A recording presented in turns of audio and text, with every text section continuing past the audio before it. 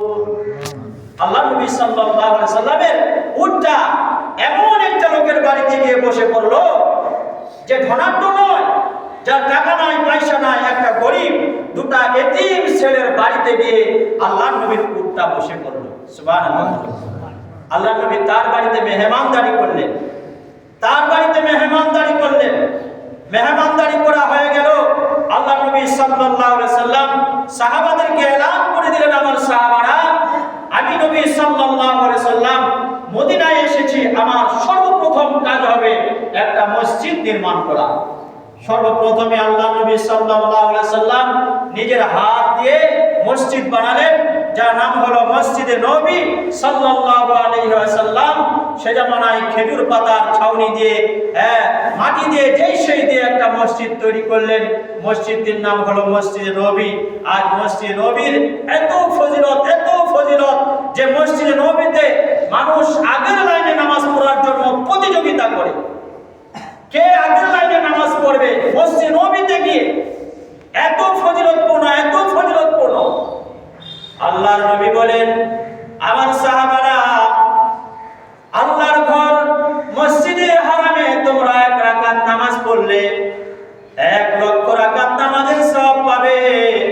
আর যদি তোমরা মসজিদে নবীতে এসে আমার হাতের দ্বারা তৈরি করা মসজিদে এসে যদি তোমরা 1 রাকাত নামাজ পড়ো রে, তাহলে আল্লাহ তাবারক ওয়া তাআলা তোমার আমলনামায় 50,000 রাকাত নামাজ পড়ার সওয়াব দেবে। 3 নম্বর যার নাম এসেছে হাদিসে, সেটা হলো মসজিদে আকসা। এই যে আকসা মসজিদে আল্লাহর নবী মেরাজ হয়েছিল, যেখান থেকে আল্লাহর নবী যেখানে ওযু করেছিলেন, যেখানে তার উটটা বাঁধা ছিল, মসজিদে আল আকসায়, এই জেরুজালেমে, যেটা আজ সহিংসতার কেন্দ্রবিন্দু। এটা নিয়ে আছে তো মারামারি কেন? ইহুদিরা বলছে আমার, খ্রিস্টান বলছে আমার, মুসলমান আমরা বলছি আমার। এটা তো সত্যিকারই আমাদের। ফিলিস্তিন এটা তো মুসলমানদের জমি, যেখানে হাজার হাজার আম্বিয়ায়ে কেরামের মাজার আছে। যেই ফিলিস্তিনের জমিনে এত পবিত্রতম মাটি, এই পুরো ফিলিস্তিনটা ছিল মসজিদে হারামে, এই মসজিদে আল আকসা। এই মুসলমানরা দয়া দেখিয়েছে ইহুদিদেরকে, যে যখন তাদেরকে পশ্চিমা দেশে মারা হলো, পিটা হলো, ওরা যখন কোনো বসবাসের জায়গা পাচ্ছিল না, তখন এই ফিলিস্তিনের মুসলমানেরা উদারতা দেখিয়েছিল। মুসলমানেরা তাদের জন্য কিছুটা জায়গা ছেড়ে দিয়েছিল। কিন্তু দুনিয়াতে ইহুদি এবং খ্রিস্টান দুটো জাতি বেশি মুসলমানদের ক্ষতি করেছে। একটা হলো ইহুদি, একটা হলো খ্রিস্টান, যাদের ব্যাপারে পবিত্র কোরআনে আল্লাহ তাবারক ওয়া তাআলা সূরা ফাতিহায় বারবার বলেছেন। আজ আমরা 5 বার নামাজ পড়ি, 5 বার নামাজে আমরা সূরা ফাতিহা পাঠ করি, সুন্নাত পড়ি, নওয়াফিল পড়ি, ওয়াজিব পড়ি, যত নামাজ পড়ি সব নামাজে কিন্তু সূরা ফাতিহা আমরা পাঠ করি। সূরা ফাতিহায় কি বলা হয়েছে? সিরাতাল্লাযিনা আনআমতা আলাইহিম ইহদিনাস সিরাতাল মুস্তাকিম সিরাতাল্লাযিনা আনআমতা আলাইহিম। হে আল্লাহ, তুমি আমাকে সোজা রাস্তার পথিক বানাও। হে আল্লাহ, তুমি আমাকে ইহদিনাস সিরাতাল মুস্তাকিমের পথে পরিচালিত করো। সিরাতাল্লাযিনা আনআমতা আলাইহিম, যেই রাস্তায় চলে আপনি যাদেরকে পুরস্কৃত করেছেন তাদের পথে আমাকে পরিচালিত করো। গায়রিল মাগদুবি আলাইহিম ওয়ালাদ-দাল্লিন। কিন্তু হে আল্লাহ, তুমি আমাকে খ্রিস্টান এবং ইহুদির পথে পরিচালিত করো না। ইহুদি এবং খ্রিস্টান এত খাতারনাক জাতিরা, যে মুসলমানরা তাদেরকে ফিলিস্তিনের জমিনে বসবাস করার জায়গা দিয়েছিল, আস্তে আস্তে করে তাদের জমি জবরদখল করতে আজকে আপনারা দেখতেই পাচ্ছেন যে ফিলিস্তিনের জমিনের কি অবস্থা। মসজিদে আল আকসা, যেখান থেকে মেরাজ হয়েছিল নবীজি সাল্লাল্লাহু আলাইহি ওয়াসাল্লামের, যেখানে নবীজি সাল্লাল্লাহু আলাইহি ওয়াসাল্লামের বোরাকটা বাঁধা ছিল, এত বড় একটা পবিত্রতম জায়গা, সেটাকে আজ দখল করার জন্য ইহুদিরা উঠে পড়ে লেগেছে। তো যেটা বলছিলাম, সহিংসতার জায়গা। ওখানে একটা ওয়াল আছে যেটার নাম হলো ওয়েস্টার্ন ওয়াল। আপনি ইন্টারনেটে গুগলে সার্চ দিলে আপনি জানতে পারবেন ওয়েস্টার্ন ওয়াল। এই ওয়েস্টার্ন ওয়ালটা এত দামি এবং এত ফজিলতপূর্ণ, যেটা মসজিদে আল আকসায় আছে। খ্রিস্টানরা মনে করে এখানে আছে আমাদের যিশু নবী ঈসা আলাইহিস সালাতু ওয়াস সালাম। ওরা বছরে প্রতি রবিবার মসজিদে আল আকসায় গিয়ে ওই ওয়ালটাতে হাত রেখে ওরা, যেমন আমরা কাবা বাইতুল্লাহ যাই, গিয়ে ওই যে কালো পাথর আছে হাজরে আসওয়াদ, ওটাতে যেমন আমরা মানুষ চুমো দেওয়ার জন্য মানুষ প্রাণ নিজের জীবনটাকে জীবন মনে করে না যে হাজরে আসওয়াদটাকে আমি কিভাবে চুমন করব। তো খ্রিস্টানেরা ওয়েস্টার্ন ওয়ালে প্রতি রবিবার এভাবে তারা অদ্ভুতভাবে দাঁড়িয়ে থাকে, আর কে আগে যেতে পারে এবং ওয়েস্টার্ন ওয়ালে হাত রেখে প্রার্থনা করতে পারে, এই ওয়েস্টার্ন ওয়ালটা খ্রিস্টানদের কাছে এতই দামি। ইহুদিরা মনে করে, ইহুদিরা কিভাবে মনে করে, ওরা বলে এটা আমাদের কাছে অনেক দামি।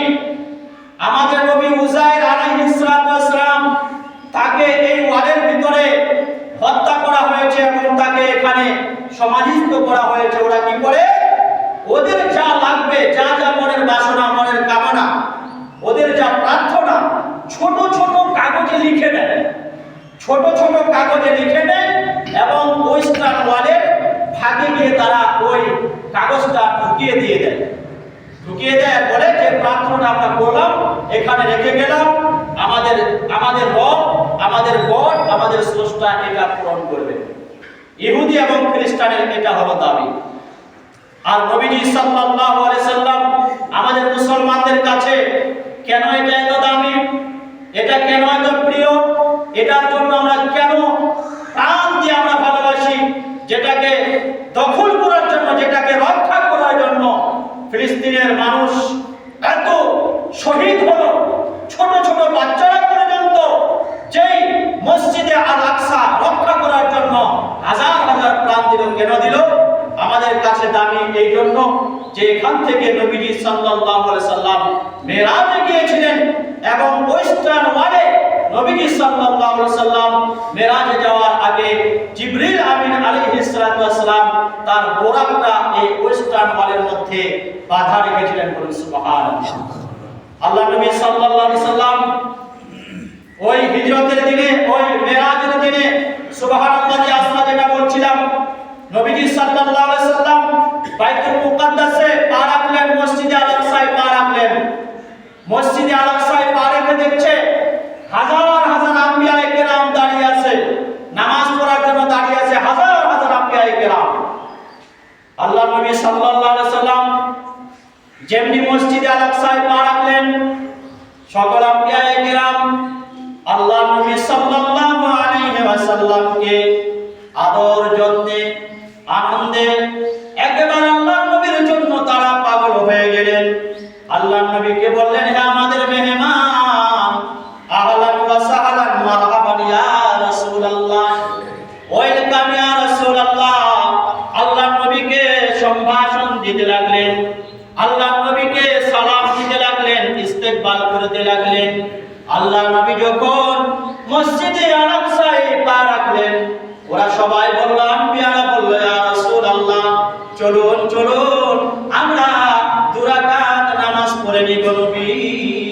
সবাই নামাজের জন্য কাতার বাঁধলেন, সবাই নামাজ পড়ার জন্য লাইন তৈরি করলেন। আল্লাহ নবী বললেন, চলো নামাজ আরম্ভ করা যাক। আল্লাহ নবীকে বলা হলো, ইয়া রাসূলুল্লাহ, ইয়া হাবিবাল্লাহ, আমরা এতক্ষণ পর্যন্ত নামাজ পড়িনি গো নবী, এতক্ষণ পর্যন্ত আমরা নামাজ আরম্ভ করিনি। তার কারণ একটাই যে আপনি নবী এখানে আসবেন, আসার পরে আমাদের সকল আম্বিয়াদেরকে আপনি নামাজ পড়াবেন গো নবী।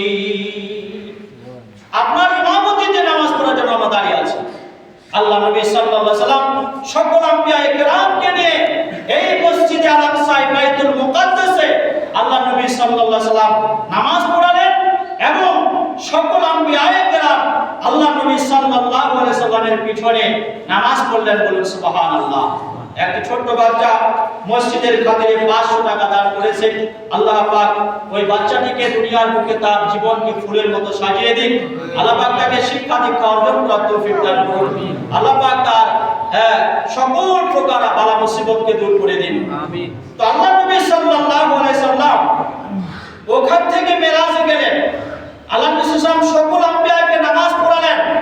নামাজ পড়ানোর পরে আল্লাহ নবী বোরাকে উঠলেন। বোরাকে ওঠার পরে পৃথিবীতে যত জায়গা আছে, লাইট ইয়ার বলুন, গ্যালাক্সি বলুন, আরবির গতি, বার্ষিক গতি, সব কিছু পাড়ি দিলেন। সব কিছু পাড়ি দেওয়ার পরে আল্লাহ নবী এক আসমান, দ্বিতীয় আসমান, তৃতীয় আসমান, সব আসমান পাড়ি দিলেন। পাড়ি দেওয়ার পরে আল্লাহ নবী সাল্লাল্লাহু আলাইহি ওয়াসাল্লাম একেবারে শেষে পৌঁছে গেলেন, যার নাম হলো সিদরাতুল মুনতাহা। সিদরাহা মানে চিহ্ন, আর ইন্তেহা মানে শেষ, যার পরে আর কিছু নাই। সপ্তম আসমানের উপরে সিদরাতুল মুনতাহা। সিদরাতুল মুনতাহায় আল্লাহ নবী এবং জিবরিল আমিন চলে গেলেন। জিবরিল আমিন দরজায় নক করলেন। জিবরিল আমিনকে বলা হলো দরজা খুলে দেওয়া হোক। জিবরিল আমিনকে বলা হলো তোমার সাথে আর কে আছে? আল্লাহ নবীর কথা বলা হলো আমার সাথে আছে দুনিয়ার এমন একজন ব্যক্তি যিনি সবেমাত্র মসজিদে আল আকসায় সকল আম্বিয়াকে নামাজ পড়িয়েছেন। নামাজ পড়িয়ে দেওয়ার পরে আমরা আরশে মুআল্লায় এসে গেছি, সিদরাতুল মুনতাহায় এসে গেছি। আল্লাহ নবীর জন্য দরজা খুলে দেওয়া হলো। আল্লাহ নবীর জন্য দরজা খুলে দেওয়া হলো। জিবরিল আমিন আলাইহিস সালাতু ওয়াস সালাম বললেন, ইয়া রাসূলুল্লাহ, ইয়া হাবিবাল্লাহ, ও গো দয়ার নবী, মায়ার নবী, এটা হলো সিদরাতুল মুনতাহা। দুনিয়া এবং আসমানের সব একবার শেষের জায়গা। এই সিদরাতুল মুনতাহা দুনিয়ার কেউ অতিক্রম করতে পারেনি। এমনকি আমি আজরাইল, আমি জিবরাইল, যেই জিবরাইল আমি আপনার কাছে ওহী নিয়ে যাই, আমি জিবরাইলও এই সিদরাতুল মুনতাহা অতিক্রম করতে পারিনি। ইয়া রাসূলুল্লাহ, ইয়া হাবিবাল্লাহ, কিন্তু আল্লাহ তাবারক ওয়া তাআলা আপনার এত দরজা দিয়েছেন, এত আপনার দারাজাতকে বুলন্দ করেছেন, এত মর্তবা, এত ফজিলত দিয়েছেন যে আল্লাহ তাবারক ওয়া তাআলা এই সিদরাতুল মুনতাহার দরজাটা আপনার জন্য আল্লাহ পাক খোলা রেখে দিয়েছে। আল্লাহ নবী সাল্লাল্লাহু আলাইহি সাল্লাম সিদরাতুল মুনতাহা পেরিয়ে চলে গেলেন আল্লাহ তাবারক ওয়া তাআলার কাছে। হাদিসে পাকের মধ্যে এসেছে কাবা কাউসাইনি আও আদনা, আল্লাহ তাবারক ওয়া তাআলা এবং মুহাম্মদুর রাসূলুল্লাহ সাল্লাল্লাহু আলাইহি সাল্লাম দিদার যে হয়েছিল, সাক্ষাৎ যে হয়েছিল, আল্লাহ নবী সাল্লাল্লাহু আলাইহি সাল্লামের কাছে, আল্লাহ তাবারক ওয়া তাআলার কাছে নবী যে বসেছিলেন, কত নিকটে বসেছিলেন?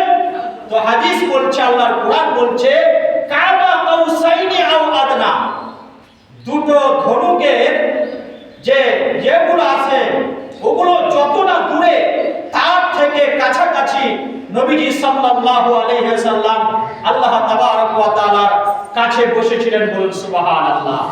কাছে বসার পরে কি হলো? আল্লাহ তাবারক ওয়া তাআলা এই যে আমরা নামাজ পড়তে এসেছি, এই যে আমরা নামাজ পড়ব, এই 5 ওয়াক্ত নামাজ এই মেরাজে থেকে আল্লাহ তাবারক ওয়া তাআলা বিশ্বনবী সাল্লাল্লাহু আলাইহি সাল্লামকে উপহার দিয়েছিলেন। 50 ওয়াক্ত নামাজ দেওয়া হয়েছিল। হযরত মুসা আলাইহিস সালাম বের হওয়ার সময় কেটে ধরে ফেলেছেন। এই নবী কোথায় গিয়েছিলেন? আল্লাহ পাকের কাছে গিয়েছিলাম। আল্লাহ পাক আপনাকে কিছু গিফট করেনি? করেছে। কি করেছে? 50 ওয়াক্ত নামাজ আমাকে গিফট করেছে। হযরত মুসা বললেন, হে নবী সাল্লাল্লাহু আলাইহি সাল্লাম, আমার উম্মত করতে পারেনি, আপনার উম্মত করতে পারবে না, আপনি যান, ফিরে যান, আল্লাহ পাককে বলুন এই 50 ওয়াক্ত নামাজ পড়তে পারবে না। নবীজি ফিরে গেলেন, 5 ওয়াক্ত কমিয়ে দিলেন। আবার ফিরে গেলেন, আবার 5 ওয়াক্ত কমিয়ে দিলেন। আবার ফিরে গেলেন, আবার 5 ওয়াক্ত কমিয়ে দেওয়া হলো। শেষে মাত্র 5টি ওয়াক্ত নামাজ আল্লাহ সুবহানাহু ওয়া তাআলা আমাদের উপর ফরজ করেছেন। আল্লাহ নবী সাল্লাল্লাহু আলাইহি ওয়াসাল্লাম বলেন, কোন মুমিন, কোন মুসলমান যদি 5 ওয়াক্ত নামাজ খুশুর সাথে 5 ওয়াক্ত নামাজ আদায় করে, আল্লাহ তাবারক ওয়া তাআলা তাকে 50 ওয়াক্ত নামাজ আদা করার সওয়াব তাকে দান করবে।